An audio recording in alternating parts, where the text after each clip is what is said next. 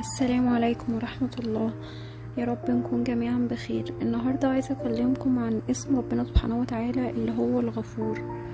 اسم ربنا سبحانه وتعالى اللي هو الغفور ده معناه لما ربنا سبحانه وتعالى لما بيكون في اسم احنا بنتأمل فيه، ده معناه ان الاسم ده هو بينطبق على صفات ربنا سبحانه وتعالى. يعني ايه؟